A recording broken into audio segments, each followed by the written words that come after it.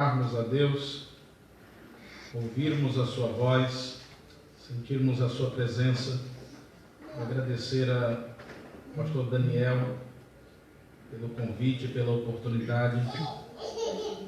Quero convidar os irmãos a abrir a Bíblia comigo na carta de Tiago, capítulo de número 1. Carta de Tiago,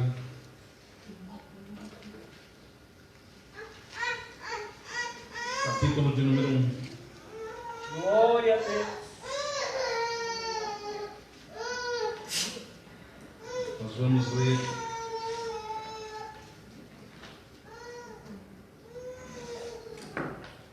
os versos de número 2, 3, 4. Tiago, capítulo de número 1, versos de número 2, 3 e 4. Quem já encontrou, diga amém. Amém. Então vamos ler. Meus irmãos, tende por motivo de grande alegria quando passardes por várias provações, sabendo que a prova da vossa fé produz paciência, e que a paciência tem a sua obra completa, para que sejais perfeitos, não tendo falta de coisa alguma. Amém, queridos? Aleluia. Pode se sentar.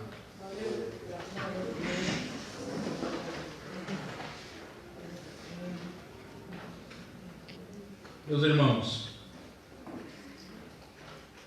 nós acabamos de ler um texto em uma das mais práticas cartas do Novo Testamento. E existem duas coisas que nós devemos observar antes mesmo de falar do texto que nós lemos em si. A primeira delas é para quem Tiago escreve essa carta. A segunda é por que Tiago escreve essa carta.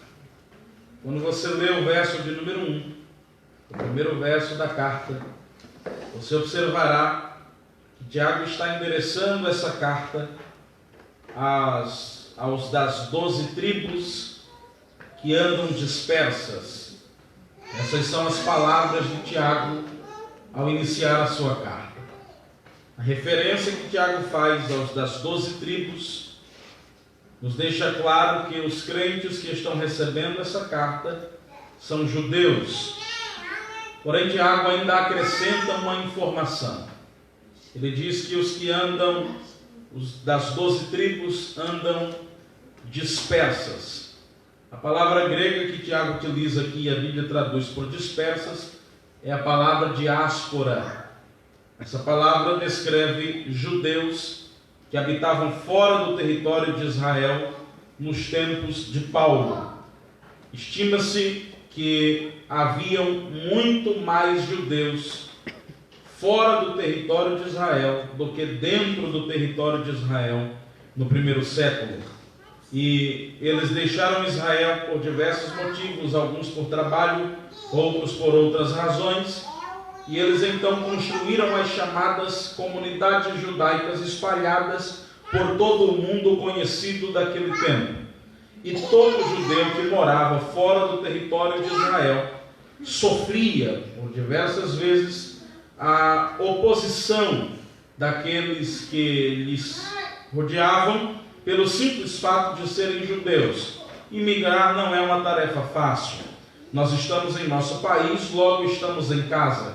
Quando deixamos a nossa nação, estamos em uma nação estrangeira. Nós estamos ali, mas ali não é o nosso lugar. E é muito fácil sofrer algum tipo de separatismo por causa disso. Porém, eles habitavam em comunidades judaicas. Só que quando eles se convertiam, não bastasse o fato de estarem fora da sua nação, eles ainda sofriam o preconceito por serem crentes. E ser crente nos tempos do primeiro século era diferente do que ser crente nos dias atuais. Isso porque ser crente hoje às vezes agrega até status. Nós temos crentes que são prefeitos, deputados, senadores. Nós temos crentes que são empresários. Nós temos crentes que estão no alto escalão do funcionalismo público. Ser crente hoje parece que até abre algumas portas. Porém, nos tempos do primeiro século, ser crente era o mesmo que andar de mãos dadas com a morte.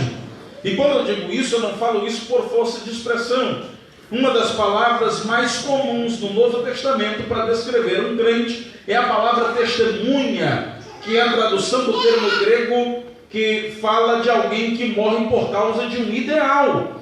Imagine você que ser crente nos tempos do primeiro século era a mesma coisa de fechar as portas de emprego, fechar as portas que lhe possibilitariam crescer como ser humano. Era a mesma coisa de você se candidatar a ser odiado pela sua família. Se hoje nós oramos para que Jesus nos abra uma porta, no primeiro século, a partir do momento que você levantava a mão para se entregar a Cristo, automaticamente você fechava todas as portas. E é dentro desse contexto que Tiago vai escrever uma carta a crentes que não bastasse o fato de serem judeus fora de Israel, sofriam por isso uma grande opressão, eles agora sofriam uma opressão ainda maior pelo fato de serem, além de judeus, crentes. E por causa disso estão perdendo carro, por causa disso estão perdendo casa, estão perdendo emprego, estão perdendo o amor da família, estão perdendo tudo aquilo que tem, simplesmente pelo fato de serem crentes. E Tiago está escrevendo a eles e está dizendo assim: tende por motivo de grande alegria quando vocês passarem por várias provações. Alguém disse acerca disso que esse é um dos princípios mais difíceis de ser observado no Novo Testamento. Como alguém vai se alegrar ao enfrentar uma provação? Como alguém vai se alegrar ao enfrentar o sofrimento? Porque o sofrimento parece não combinar com a alegria. O sofrimento parece ser sinônimo de tristeza. Só que Tiago está dizendo que você deve se alegrar quando você enfrentar várias provações. Ele usa a expressão tende por motivo de toda alegria. Aquela alegria não é uma alegria forçada, não é aquele sorriso que você dá para esconder a tristeza, é uma alegria plena, sincera e verdadeira. Tiago está dizendo, quando você enfrentar a provação, ao invés de você encontrar na provação um motivo para sofrer, encontre nela um motivo para se alegrar.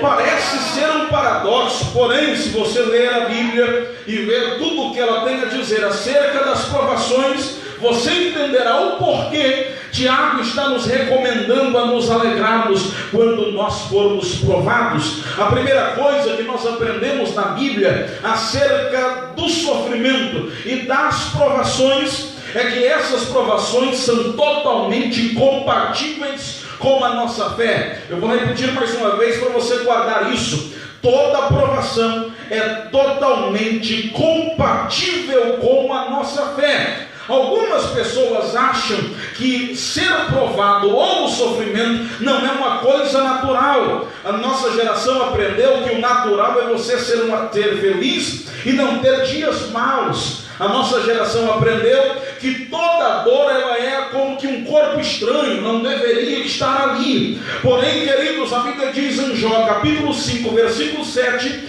que assim como as faíscas de fogo sobem para cima, assim também o homem nasceu para o sofrimento. O sofrimento é uma coisa comum na vida de um ser humano. E alguém disse acertadamente que nós só podemos ser felizes por causa do sofrimento, porque nós só entendemos sabemos o que é um dia bom quando nós conhecemos o dia mau. Nós só podemos saber a beleza dos montes quando nós enfrentamos os vales. Só é possível enxergar as estrelas e a sua beleza quanto mais escura for a noite. De forma que o sofrimento, ele não é uma coisa desnecessária, ele é uma coisa totalmente comum e necessária. E algumas pessoas acham, porém, que o sofrimento só deve existir na vida de alguém que não é crente. É fácil, por exemplo, entender uma tempestade na vida de alguém como Jonas, que estava fugindo da direção de Deus.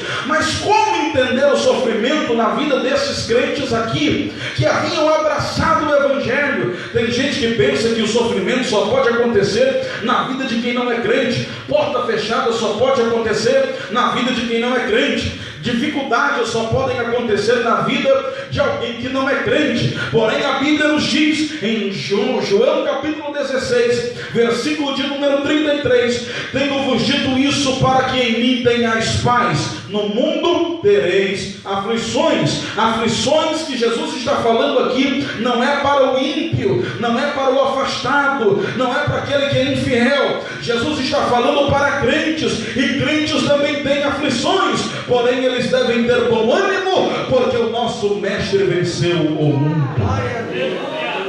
O sofrimento é comum na vida de quem é crente. Atos capítulo 14, versículo 22, Paulo disse àqueles crentes: importa que por meio de muitas provações nós herdemos o reino de Deus.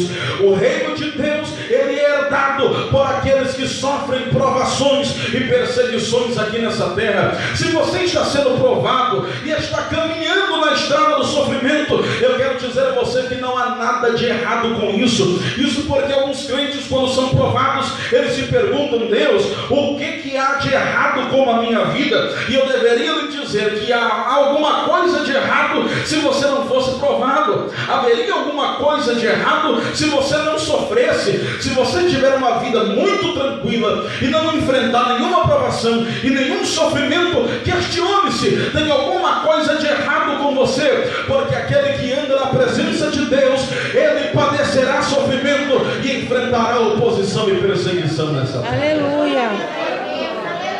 O sofrimento é totalmente comum na vida de alguém que é crente. Em segundo lugar, nós precisamos entender que nenhuma provação dura para sempre. Se nós quisermos nos alegrar ao enfrentar o sofrimento, precisamos entender que ele é compatível com a nossa fé, e precisamos entender que nenhum sofrimento é para sempre. Algumas pessoas lidam com a dor como se ela nunca fosse acabar. Algumas pessoas lidam com as provações como se elas nunca fossem ter um fim. Porém, a Bíblia diz em Salmos 30, verso 5: o choro pode durar uma noite inteira, mas a alegria vem pelo amanhecer. Nenhuma provação é para sempre. Aleluia. Nenhum sofrimento dura a vida toda. Nós precisamos entender que as nossas provações têm um tempo para começar, mas também tem um tempo para terminar. Quando Paulo escreve a sua segunda carta aos Coríntios, no capítulo 4, versos 17 e 18, ele diz que as nossas provações são leves e momentâneas. Essa é a expressão que Paulo utiliza: leve e momentânea. Por que momentânea? Porque ela não vai durar para sempre. Eu não sei quais são as provações que você está enfrentando e o sofrimento que você tem passado, mas eu tenho uma palavra de Deus para você nessa noite. Essa provação é momentânea. Ela vai durar um momento, ela não vai durar a vida toda. Deus vai trazer alívio sobre essa dor. Mas observe que Paulo diz: essas provações são momentâneas e são leves. E quando Paulo diz que essa provação é leve, ele não está de forma nenhuma desmerecendo a sua dor, ignorando o sofrimento. Você precisa entender que leve é um adjetivo de comparação. Nós só entendemos que alguma coisa é leve comparado com algo mais pesado. 5 quilos, por exemplo, pode ser considerado leve comparado com 50. Mas ao mesmo tempo pode ser comparado com 1 quilo e pode-se dizer que 5 quilos então é pesado. O conceito de leve é algo relativo. Nós só entendemos que algo é leve a partir de uma comparação. E por que Paulo diz que o seu sofrimento é leve? Não porque ele está desmerecendo a sua dor, mas ele está comparando o seu sofrimento com alguma coisa. E o versículo de número 18 ele vai mostrar que coisa é essa. Porque a nossa leve e momentânea tribulação não podem ser comparados, versículo 18, com o peso. Que peso? Ele completa, da glória que há de ser revelada em nós. Todo sofrimento, por mais terreno que seja, ele torna-se leve quando você se compara com aquilo que Deus tem reservado para você. Eu vou te dar um motivo para você se alegrar quando você for provado. Essa provação não vai durar para sempre. E tem mais, ela é leve comparada com o peso da glória que Deus tem para você.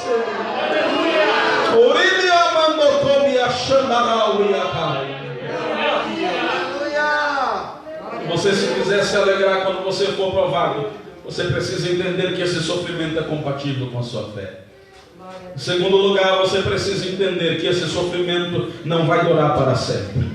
Em terceiro lugar, você precisa entender que esse sofrimento é leve comparado com aquilo que Deus tem para você lá na frente. Em quarto lugar, se você quiser se alegrar quando você enfrentar alguma provação, você precisa entender que o sofrimento ele é totalmente pedagógico. Todo sofrimento vem para nos ensinar lições que nós jamais entenderíamos ou aprenderíamos em outro contexto. Aleluia. E nesse pensamento, o sofrimento ele torna-se necessário por causa de um bem maior. O sofrimento produz autoconhecimento. Não há nada melhor do que o sofrimento para nós conhecermos traços do nosso caráter que precisam ser mudados e nós não conseguiríamos enxergar em outro contexto. Quando Deus tira o povo do Egito e os leva em direção a Canaã, uma viagem que duraria 13 dias, dura 40 anos no deserto. E quando eles estão prestes a entrar na terra, no limiar da herança, na fronteira entre o deserto e Canaã, Deuteronômio capítulo 8 é escrito, e Deus fala com Moisés nesse mesmo capítulo, diz: Moisés, diga ao povo que quando eles cruzarem essas fronteiras e entrarem em Canaã, eles não devem se esquecer do caminho do deserto, pelo qual eu, o Senhor vosso Deus, os fiz caminhar para os humilhar e para os provar e para saber o que estava em seu coração. Meu Deus, aleluia. Mas quem é que precisava saber o que estava no coração do povo? Deus? Não, porque o nosso Deus, diz a Bíblia, que antes da palavra chegar à nossa boca, Deus já sabe aquilo que pensa o nosso coração. Porém, o próprio povo precisava saber quem de fato eles eram. E Deus fez isso por meio do deserto.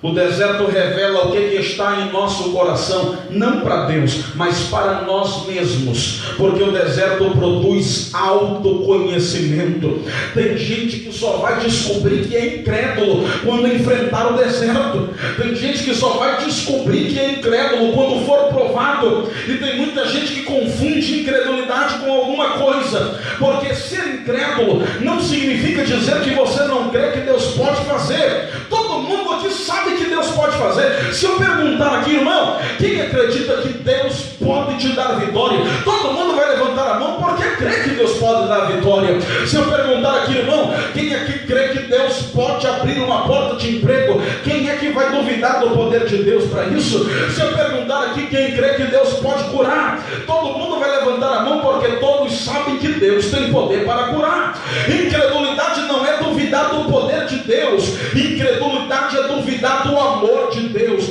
porque é fácil crer que Deus pode, difícil é crer que Ele vai fazer comigo.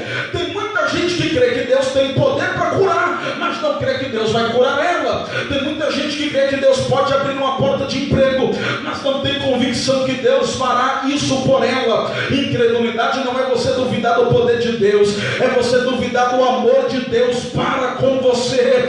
E deixa eu lhe dizer uma coisa, irmão, tem gente que só vai descobrir que é incrédulo quando enfrentar o caminho do deserto, quando trilhar o caminho do sofrimento. Tem gente que só vai descobrir que é ansioso quando perder tudo e não tiver mais o controle de nada. É por isso que Deus permite o sofrimento, para nos revelar traços do nosso caráter que nós não enxergaríamos em outro contexto. E talvez você está aqui hoje na trilha do sofrimento, no caminho da provação, porque Deus está mostrando para você que você precisa ser mais crente, que você precisa confiar mais, e você surpreenderia isso no mesmo caminho que você está trilhando agora. Aleluia.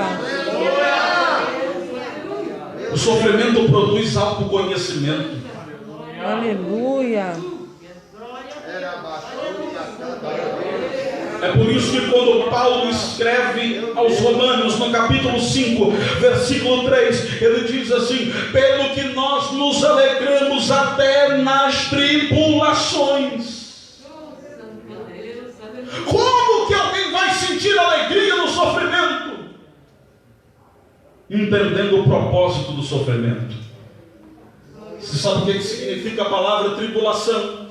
A palavra tribulação, utilizada por Paulo em todas as suas cartas para descrever o sofrimento da igreja, vem do termo latim tribulo, que nada mais era do que um lugar que se debulhava o trigo.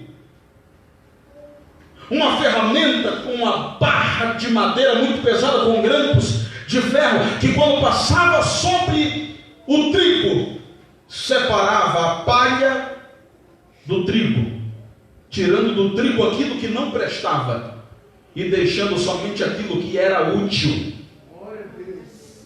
E é essa ferramenta que Paulo utiliza de forma metafórica para se referir ao nosso sofrimento. A tribulação não vem para acabar com a igreja, ela vem para separar quem é palha e quem é trigo na presença de Deus. Aleluia. O sofrimento não vem para acabar com você, ela vem para tirar a palha do trigo, ela vem para tirar de nós aquilo que não agrada a Deus, ela vem para nos moldar e nos deixar da forma que Deus quer para nos usar. Oh glória, oh glória, oh glória. Você pode levantar a mão e dar glória a Deus pelo sofrimento, você pode levantar a mão e dar glória a Deus pela provação. Deus está usando a tribulação para tirar de você aquilo que não é útil na presença de Deus.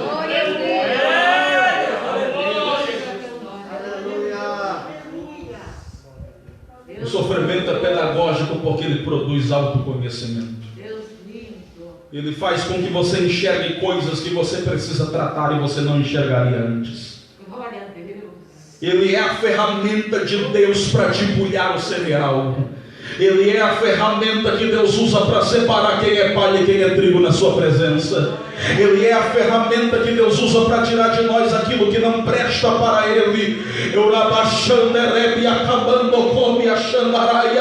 O salmista no Salmo 119, verso 71, ele disse: Deus, foi bom para mim ser provado, porque depois de afligido eu aprendi a tua palavra.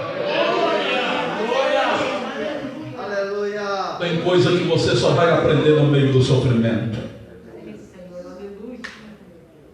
O sofrimento é pedagógico. Deixa eu dizer uma coisa para você, irmãos. Você está matriculado na escola do sofrimento. Então entenda que toda escola tem um objetivo para com seu aluno. E a escola do sofrimento não é diferente. Deus está utilizando ela para amadurecer a sua fé. O principal nome da reforma protestante, Martinho Lutero, no final de sua vida, em uma de suas confissões, ele disse: 3 coisas me amadureceram na fé, que sem elas eu não teria atingido a maturidade que atingi. A primeira delas, ele disse, a meditação nas Escrituras. Eu considero o dia perdido um dia que eu não gasto um tempo significativo com a palavra de Deus. A segunda delas, disse ele, a oração. Quanto mais ocupado Lutero estava, mais ele orava. Em terceiro lugar, disse ele, o sofrimento. O sofrimento foi utilizado por Deus para amadurecer a sua fé. Quando Tiago escreve que você deve se alegrar quando você enfrentar uma provação, Tiago não tem em mente que a provação é boa para você passar por ela, mas Tiago tem em mente os efeitos que a provação pode produzir em você. E ele diz no versículo de número 3 que a provação produz paciência. No versículo 4, que essa paciência complete a sua obra para que sejais perfeitos. Quando o Tiago fala de perfeição, ele não está falando de impecabilidade. Ele não está falando de alguém que não peca. A palavra perfeição aqui é a tradução do grego teleios, que literalmente significa maduro. Em outras palavras, Tiago está dizendo: se alegre quando você enfrentar a provação, porque Deus está usando a provação para amadurecer a sua fé. Agora, qual é a marca de uma fé madura? Existem 2 marcas que as Escrituras apontam para distinguir uma fé madura. A primeira delas é a constância no sofrimento. E é por isso no verso 3 que ele diz: sabendo que a prova da vossa fé produz paciência. A palavra paciência aqui é a tradução do termo grego upomone, que significa constância no meio do sofrimento. A maior característica de um crente maduro é que ele é constante mesmo sendo provado. Você já observou que tem alguns crentes que apoiam a sua fé em suas emoções e tornam-se refém delas para fazer a vontade de Deus? Tem gente que precisa estar feliz para estar onde Deus quer que ele esteja. Tem gente que precisa estar contente para fazer o que Deus quer que ele faça. Quer identificar essa pessoa? No dia que ela está triste, ela não vem para o culto. No dia que ela está triste, ela não vem para a igreja. No dia que ela não está triste, ela não canta. No dia que ela está triste, ela não dá glória a Deus. E ela usa isso como justificativa. Hoje eu estou meio triste, eu não quero cantar. Hoje eu estou meio triste, eu não vou dar glória a Deus. Hoje eu estou meio triste, eu não quero ir para a igreja. Porque são pessoas que colocam a sua fé apoiada em suas emoções, e elas precisam estar contentes para estarem onde Deus quer que elas estejam e fazer aquilo que Deus quer que elas façam. Essa é a maior marca de um crente imaturo. Por quê? Porque um crente maduro, ele é um crente que persevera no meio do sofrimento. Ele não depende das suas emoções, porque a sua fé está apoiada na palavra de Deus e em suas promessas. Mesmo triste, ele está onde Deus quer que ele esteja. Mesmo abatido, ele está fazendo o que Deus quer que ele faça. Aleluia! Aleluia! Sabe qual é a segunda marca de um crente maduro? Ele se parece com Jesus. E é nesse sentido que Paulo diz, Romanos 8:28, todas as coisas cooperam para o bem daqueles que amam a Deus. Tem muita gente que diz assim: como isso pode ser possível? Como um acidente pode cooperar para o meu bem? Como uma tragédia pode cooperar para o meu bem? Como uma traição pode cooperar para o meu bem? Como uma porta fechada pode cooperar para o meu bem? Como que uma pandemia pode cooperar para o meu bem? Se você quiser entender como, você precisa entender que bem é esse. No versículo 29, Paulo nos explica que esse bem não é o nosso bem-estar. Esse bem é a nossa semelhança com Jesus. Deus usa todos os eventos que acontecem ao nosso redor para moldar o nosso caráter e nos deixar mais parecidos com Jesus.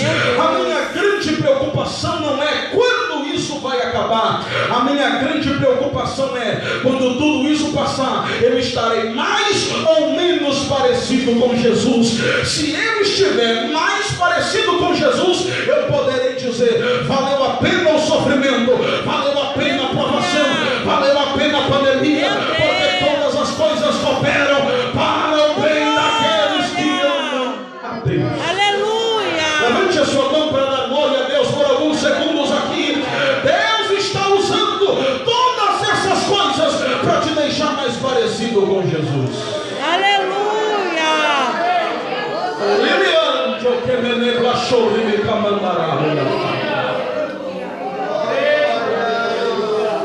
Aleluia. Eu vou te dar um último motivo para você se alegrar quando você enfrentar uma provação. E então eu vou orar por você. Aleluia. Você deve se alegrar quando você enfrentar uma provação, porque as provações são compatíveis com a nossa fé. Não tem nada de errado em ser provado. Deus prova aquele a quem Ele ama. Você deve se alegrar quando você enfrentar uma provação, porque nenhuma provação dura para sempre. Ela dura apenas um momento. Uma hora tudo isso vai acabar. E eu quero lançar uma palavra de Deus nesse altar. Nós não voltaremos ao normal, porque nós voltaremos melhores do que aquilo que éramos. Alguém pode dizer assim: pastor, mas a igreja está acabando, tem muita congregação aí que está acabando. A igreja de Jesus não vai acabar nunca, porque o sofrimento, ele não mata a igreja, ele separa a palha do trigo. Deus está limpando a igreja. Deus está limpando a igreja nesse tempo. E eu quero dizer mais, querido, você deve se alegrar quando você enfrentar uma provação, porque Deus está amadurecendo a fé da igreja. Pastor, tem gente que vai desviar, vai, mas quem ficar vai sair da provação mais maduro. Pastor, tem gente que está se afastando, tá, mas quem ficar vai estar mais santificado. E se prepare, porque aqueles que ficarem vão dar trabalho para o inferno, vão dar trabalho para o diabo, porque Deus vai usar. Mas eu vou te dar mais um motivo para você se alegrar.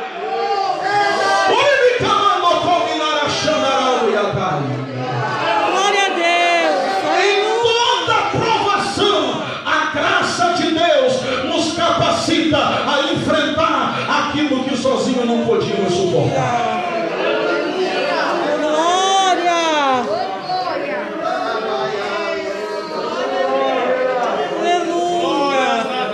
Quando Paulo estava sendo provado, escrevendo aos Coríntios, ele registra no capítulo 12 que 3 vezes orou a Deus para que aquele espinho na carne se dissipasse, e Deus lhe responde dizendo: Paulo, a minha graça te basta. Aleluia. Eu vou te dizer algo para você guardar no coração e não esquecer durante a semana. Tiago diz: tende por motivo de grande alegria quando passardes por várias provações. Quem está comigo, diga amém. Amém. Diga comigo: várias Provações. Existem muitos tipos de provações. Aquilo que para mim pode ser uma dor imensurável, para você pode ser leve. Aquilo que para você pode ser leve, para mim pode ser uma dor imensurável. A minha aprovação não é a sua aprovação. E aquilo que é uma aprovação para você pode não ser uma aprovação para mim. Porque existem diferentes tipos de provações. A palavra grega que Tiago utiliza aqui para várias é a palavra poikilos, que fala de algo colorido, algo multifacetado, algo variado. Sabe onde é que essa palavra vai aparecer depois do Novo Testamento? Em Pedro capítulo 4, versículo 10. Quando Pedro fala da multiforme graça de Deus. Da mesma forma que as provações são variadas, a graça de Deus também é multiforme. Eu acho que você não entendeu, eu vou repetir mais uma vez. Para cada tamanho de luta, Deus tem uma medida de graça. Quanto maior for a sua luta, maior será a graça que Deus dispensará sobre você, para te habilitar a suportar aquilo que sozinho você não seria capaz. Não tenha medo das coisas piorarem, porque se piorarem, a graça de Deus será ainda mais abundante, mas você vai atravessar o sofrimento e vai vencer. Aleluia! Fique de pé comigo, porque eu quero orar por você agora.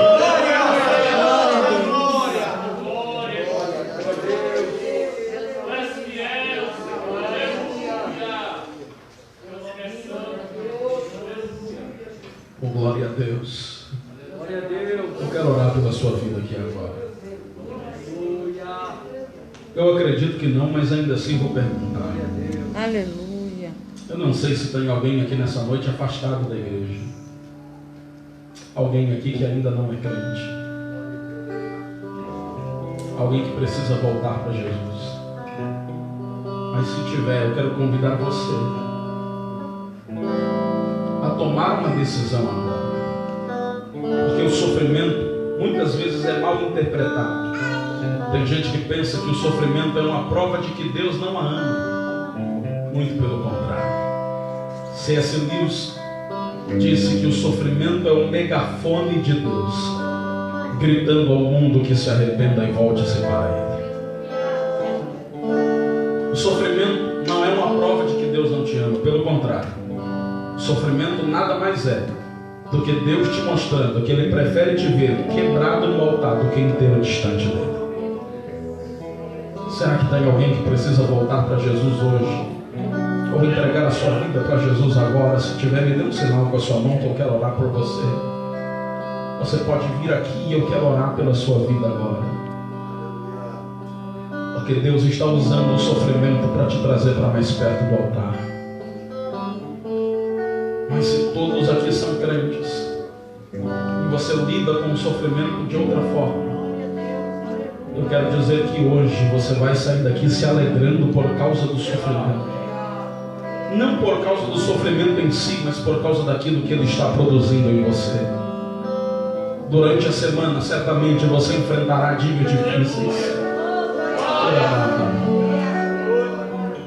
Mas quando você enfrentar dias difíceis, ao invés de você desanimar, sucumbir, você vai se alegrar. Oh, glória! E por que você vai se alegrar? Porque o sofrimento é compatível com a sua fé. Aleluia! Por que você vai se alegrar? Porque o sofrimento não dura para sempre. Está pensando, irmão, que a gente vai ter que se reunir, distanciando assim para sempre? Que nada. Daqui a pouco vai estar maior aglomeração aqui, crente pulando um por cima do outro. Glória a Deus. Suando, se abraçando.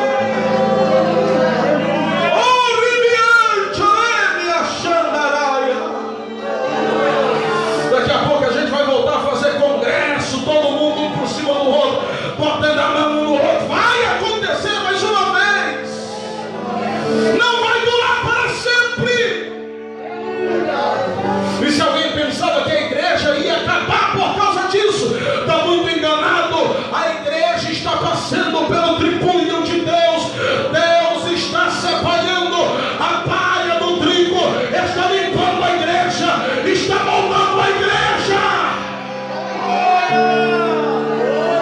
Enquanto nós enfrentamos esse processo e somos amadurecidos por Deus, sabe o que está acontecendo?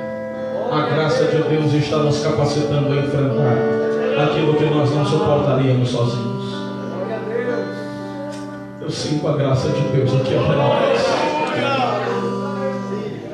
A mesma graça que nos sustentou até aqui vai nos sustentar ainda mais. Aleluia! Feche os seus olhos, eu quero orar por você, Senhor Jesus.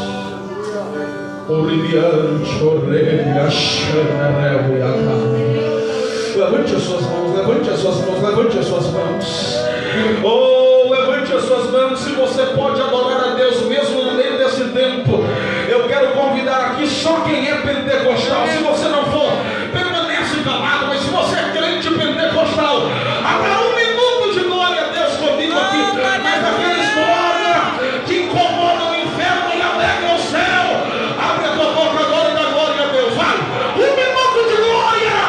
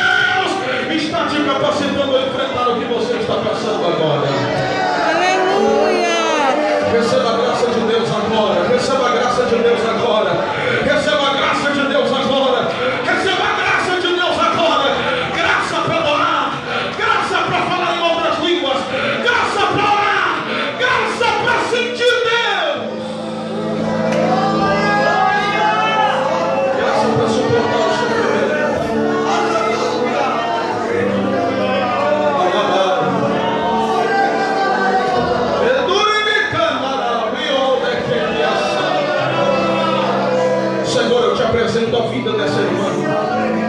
Toma ela em tuas mãos agora. Fortalece a sua fé. É Polônia, derrama uma graça sobre ela agora, Senhor, agora.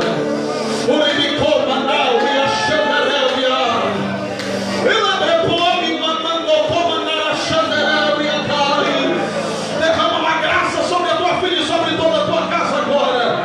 Receba de Deus, receba de Deus, receba de Deus.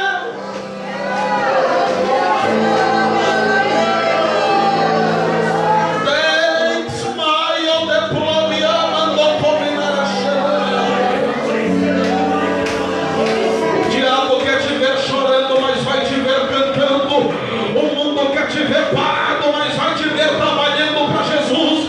Você não vai ficar imobilizado. O céu não está em crise, o céu não está de portas fechadas.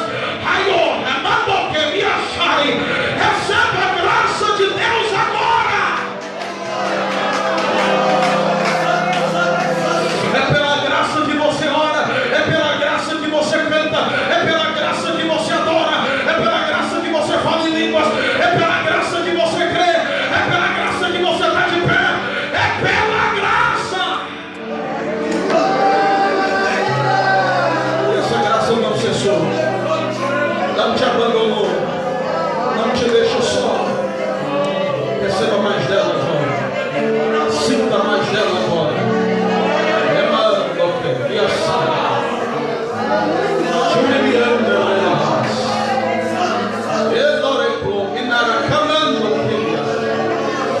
receba mais.